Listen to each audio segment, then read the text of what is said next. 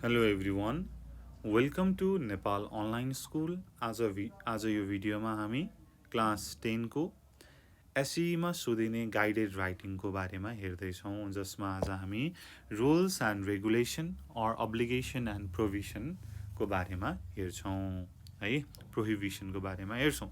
So guided writing 5 मार्क्समा आउँछ, जसमा तपाईलाई डिरेक्सन एन्ड इन्स्ट्रक्सन, त्यस्तै गरी रुल एन्ड रेगुलेसन, त्यसपछि poster or advertisement, and then electronic text message भनेको इमेल लेख्ने, त्यस्तै गरी पोस्ट कार्ड बनाउने, and then congratulation, sympathy, condolence message, good wishes म्यासेजहरू लेख्न आउँछ। And one of them is rule and रेगुलेसनहरू लेख्ने कसरी गर्ने भन्ने कुरा छ। अब रुल एन्ड रेगुलेसन डिफ्रेन्ट ठाउँमा डिफ्रेन्ट हुनसक्छ, लाइब्रेरी, हस्पिटल, स्कुल, जूमा डिफ्रेन्ट हुनसक्छ। यो गाइडेड राइटिङ भएको कारणले मोस्ट अफ द टाइम यसमा चाहिँ तपाईलाई क्ल्यू दिएको हुन्छ। तपाईलाई चाहिँ you will be provided information about rules and regulations that so obligations and provision, तपाईँले के गर्न सक्नुहुन्छ, के गर्न सक्नुहुन्न भन्ने कुरा त्यहाँ दिइएको हुन्छ। सो तपाईँले कस्तो एक्सप्रेसन युज गर्न सक्नुहुन्छ त, लेट्स सी है त। First one, you are allowed to भनेको तपाईँले यो गर्न सक्नुहुन्छ। You are allowed to eat in class हुन्छ त, हुँदैन नि। You are not allowed to eat in class, you are not allowed, अलाउडको negative not allowed. You must wear school uniform, you must wear school uniform. Must भनेर बन्यो भने चाहिँ गर्नै पर्छ है, योभन्दा अरू अप्सन छैन, यो नगरे हुँदैन, यु विल गेट पनिसमेन्ट भनेर बुझिन्छ। यु क्यान भनेको तपाईँले चाहिँ गर्न सक्नुहुन्छ भनेको, you can bring mobile phones to school, mobile phone स्कुलमा ल्याउन सक्नुहुन्छ। त्यस्तो यदि रुल छ भनेदेखि, तर ल्याउनै पर्छ भन्ने कुरा हो त होइन। You must bring cellphones in A school भन्ने कुरा हुन्छ त, हुँदैन नि। क्यान भनेपछि ल्याउन पनि सक्नुहुन्छ, नल्याउन पनि सक्नुहुन्छ, इट्स अप टु यु है, त्यो तपाईँको चोइस भयो। यहाँ चाहिँ फ्लेक्सिबिलिटी भयो। You can not drink or you cannot eat junk food in school premises भनेर भन्न सक्नुभयो। You should obey school rules, you ought not to go out before 1 hour. You should not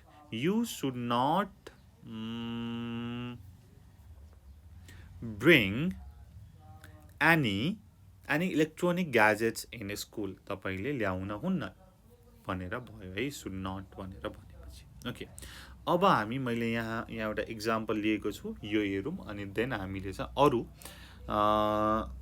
हाम्रो क्वेसनहरू छ त्यसलाई हामी सल्भ गर्छौँ है त। 1 number, write a set of 5 rules and regulations to be followed in school by the students using clues given below. Clue दिएको हुन्छ, त्यो हेरेर तपाईँले चाहिँ 5 सेट अफ रुल, 5 वटा रुलहरू लेख्नु पर्यो। हेरौँ है, यहाँ एराइभल टाइम दिएको छ, 9:30 मा आउनु पर्यो भन्ने कुरा छ। त्यसपछि school wear uniform, school uniform लगाउनु पर्यो, आउटड्रेसहरू लगाउन पाइँदैन भन्ने कुरा गर्नु पर्यो। ओबे टिचर्स, टिचरले भनेको कुरा मान्नु पर्यो, टिचरले भनेको कुरा मान्नु भएन भनेदेखि देयर विल बी कन्सिक्वेन्सेस भनेर भन्नु पर्यो। डु नट फाइट, झगडा त गर्नु नै भएन, झगडा गर्यो भनेदेखि तपाईँलाई चाहिँ सस्पेन्ड गरिनेछ भनेर तपाईँले लेख्न सक्नुहुन्छ है। प्रिजर्भ स्कुल प्रोपर्टी, स्कुल प्रोपर्टीलाई ड्यामेज गर्नु भएन। यदि तपाईँले चाहिँ त्यसलाई चाहिँ स्पोइल गर्नुभयो, बिगार्नु भयो भनेदेखि तपाईँ नै रेस्पोन्सिबल हुनुहुन्छ भन्ने कुराहरू गर्नु पर्यो। जस्ट तपाईँले चाहिँ यसमा चाहिँ अब यहाँ चाहिँ एराइभल टाइम 9:30 भनेर छ। So all students must arrive school at 9:30 मात्रै लेखेर भएन यसलाई चाहिँ अझै तपाईले मिलाउनु पर्यो है स्कुल प्रेमिस भित्र 9:30 बजे छिर्नु पर्यो हैन भनेदेखि गेट बन्द हुन्छ तपाई चाहिँ भित्र आउन सक्नुहुन्न भनेर यसरी तपाईले अलिकति बढाएर भन्नु पर्यो बट नट वेग रूपमा है थोरै यसलाई एक्सप्लेन गर्नु पर्यो ओके लेट्स सी है यहाँ तल मैले एउटा एक्जाम्पल लिएको छु Mount Everest English school rules and regulations for students 1 Students must enter the school premise before 9:30. The gate will be closed for students' entrance at 9:30. School premise भित्र premise भनेको school area school compound भित्र विद्यार्थीहरू 9:30 भित्र छिरिसक्नुपर्छ स्टुडेन्टको लागि 9:30 भन्दा पर get close हुन्छ entrance get close हुन्छ त्यो भन्दा पर तपाई ढिला आउनु भयो भने छिर्न पाउनुहुन्न भनेर भनेको छ Second one, you are not allowed to wear out dresses except the one provided by school as school uniform. School uniform बाहेक तपाईले आउट ड्रेस लगाउनु पाउनुहुन्न अब यहाँनेरि चाहिँ हाम्रो अप्सनमा वेयर युनिफर्म मात्रै भनेर भनेको छ हुन त हामीले चाहिँ you are only allowed to wear school uniform भनेर मात्रै भनेको भयो भने तर थोरै यसलाई एक्सप्लेन गर्ने भनेको के त आउट ड्रेस लगाउन त पाइदैन that's why you are not allowed to wear this is wear WEAR wear out dresses except the one provided by school uniform okay next obedience to the teacher is important position of students here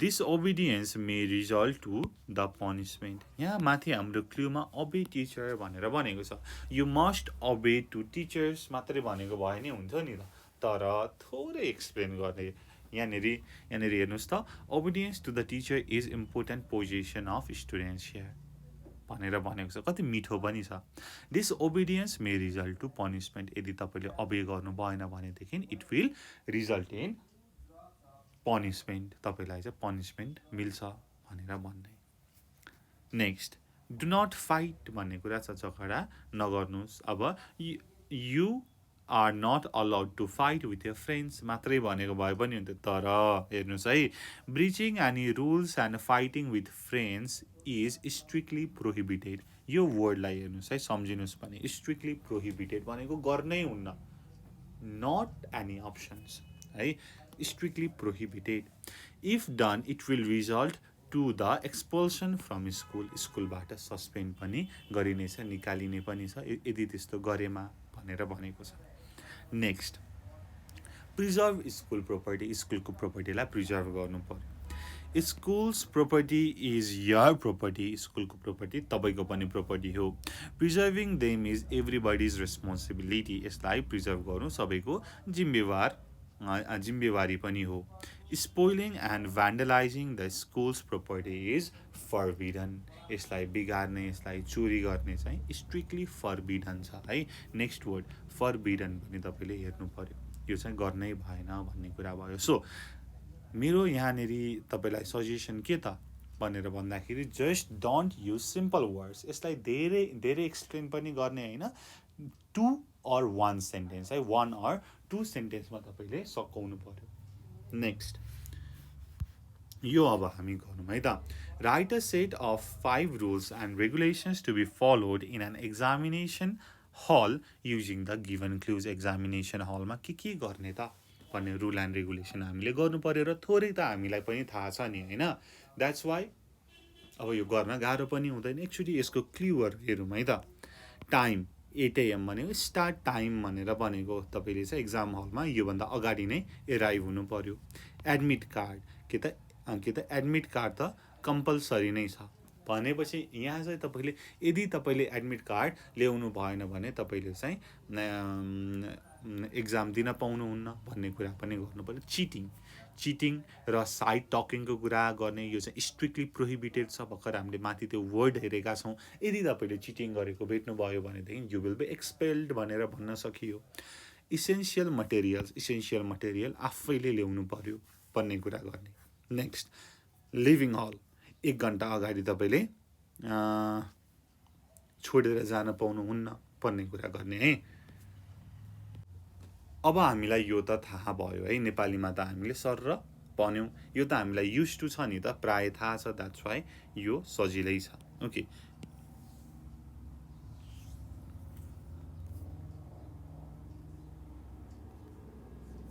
okay.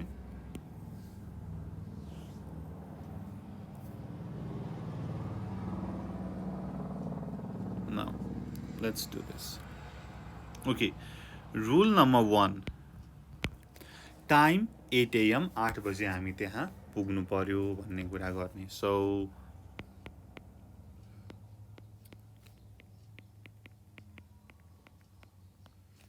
you are supposed to arrive in your exam hall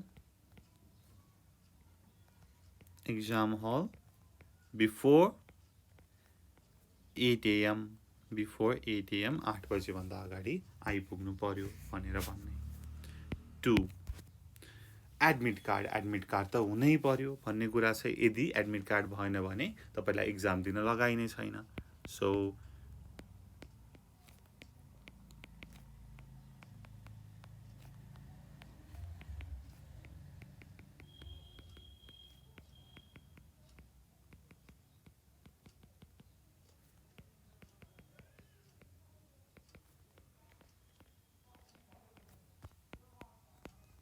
you are not allowed to sit for examination without admit card.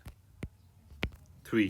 Cheating गर्न पाइयो त पाइएन। अब cheating सँगसँगै तपाईले side talking, साथीलाई सोध्ने कुरा पनि यहाँ चाहिँ मिसाउन सक्नुहुन्छ। Also that is also cheating नि त।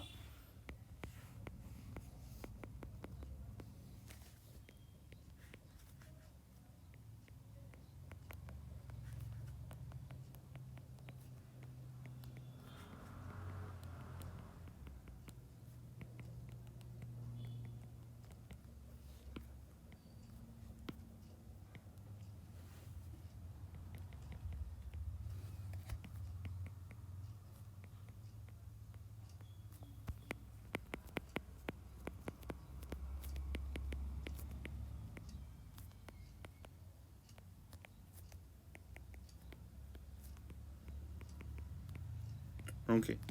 Cheating and side talking are strictly prohibited.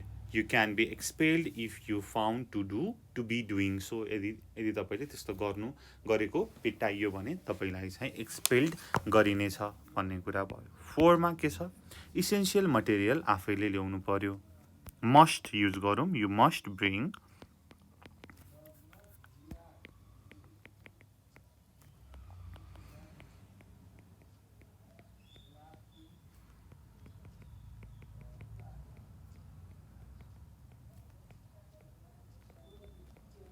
You must bring all necessary stationaries yourself. Living hall हल छोड्ने है, कति अगाडि छोड्न पाइएन त? फर्स्ट बेल भन्दा अगाडि छोड्न पाइएन। So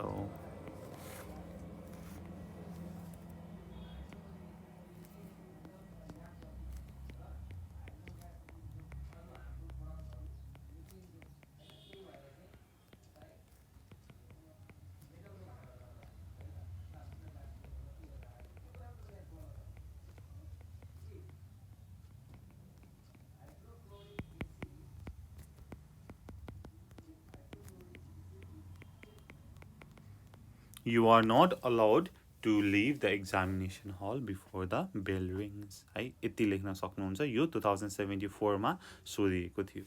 next, complete the following set of rules and regulations for the library in full sentences. So लाइब्रेरीमा के तपाईले चाहिँ रुलहरु मान्नु पर्छ त भन्ने कुरा हेरौँ है त। Okay, let's do it. First मा चाहिँ मेम्बरशिप हुनुपर्छ, मेम्बरशिप भएकोले मात्रै लाइब्रेरीको फ्यासिलिटीहरु युज गर्न सक्छ भन्ने।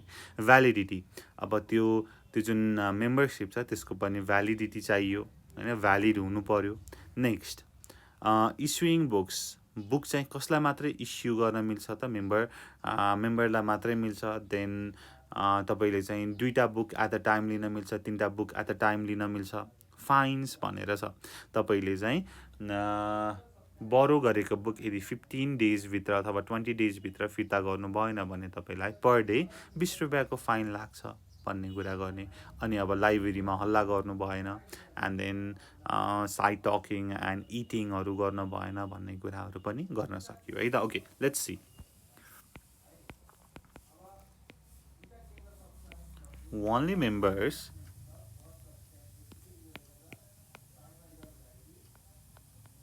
are allowed to use the library facilities.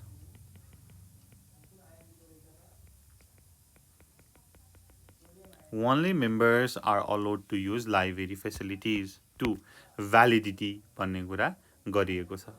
अब भ्यालिडिटी को लागि अब तपाईले मेम्बरशिप कार्ड चाहिँ 2 वर्षको लागि भ्यालिड हुन्छ भनेर पनि भन्न सकियो है।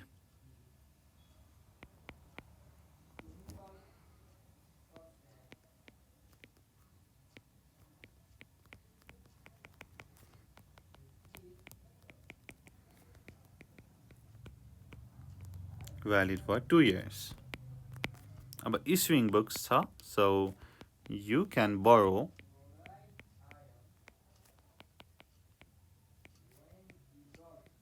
3 books at a time. 3 books at a time. 5.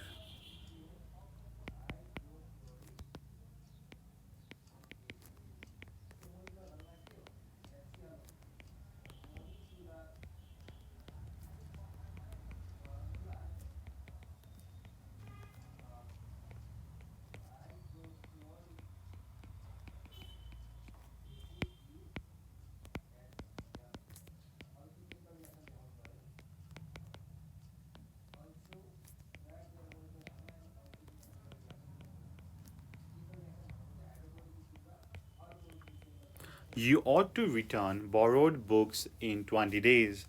Otherwise, you will be assigned ₹20 per day as fine. तपाईले borrow गरेको बुक 20 दिन भित्रमा फिर्ता गर्नु पर्यो, होइन भनेदेखि के त तपाईलाई दिनको प्रतिदिन 20 रुपैयाँले फाइन लगाइनेछ भनेर भनेको छ।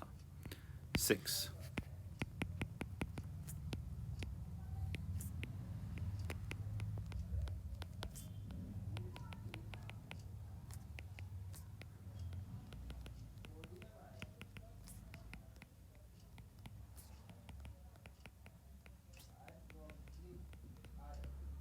It is responsibility to maintain peace in the library. It is your responsibility. तपाईको जिम्मेवारी हो लाइब्रेरी शान्त बनाउनको लागि भनेर भनिएको छ। यसै गरी तपाईले अरु रुलहरु पनि लेख्न सक्नुहुन्छ, तर not more than 7 or 6 है। 6 वटा 7 वटा भन्दा बढी लेख्नु पनि पर्दैन, किनकि यो चाहिँ जस्ट 5 मार्क्स को हो। अनि तपाईलाई चाहिँ एउटा रुलको लागि 1 मार्क्स को चाहिँ मार्क चाहिँ एसाइन गरिन्छ है। द्याट्स वाइ धेरै पनि लेख्नु पर्दैन। Next, write a set of obligation and prohibition to be followed at museum. Museum भनेर छ, म्युजियममा चाहिँ सङ्ग्रहालयमा चाहिँ के रुल तपाईले चाहिँ फलो गर्नुपर्ने हुन्छ त भनेर भनेको छ। अब म्युजियममा के त भन्दाखेरि तपाईले डिफ्रेन्ट कुराहरूलाई चाहिँ त्यहाँ भएको कुरालाई चाहिँ छुन मिलेन हैन, त्यहाँ चाहिँ टच गर्न मिलेन, त्यहाँ चाहिँ एरियाहरू क्लिन राख्नु पर्यो। एन्ड देन स्मोकिङहरू, त्यसपछि अरू चाहिँ एडिबलहरू पनि तपाईले खानु भएन। एन्ड देन हल्ला त गर्नु भएन, रनिङ एन्ड जम्पिङ तपाईले चाहिँ उफ्रिने दौडिने पनि गर्नु भएन भन्ने कुराहरू गर्न सकिन्छ है। त्यसको चाहिँ सर्ट एन्ड स्विट एउटा म सरल लेख्छु है त।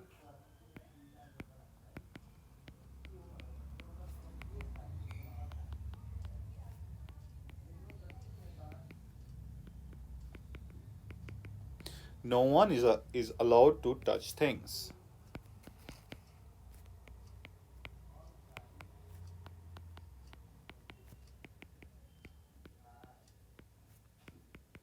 You should keep the area clean.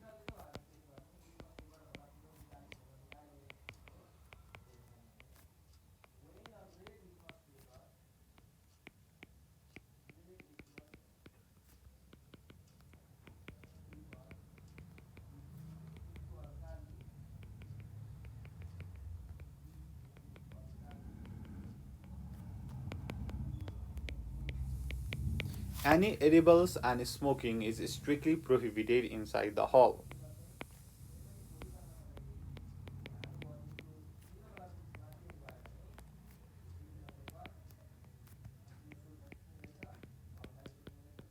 Making noise is not allowed. And then running and jumping.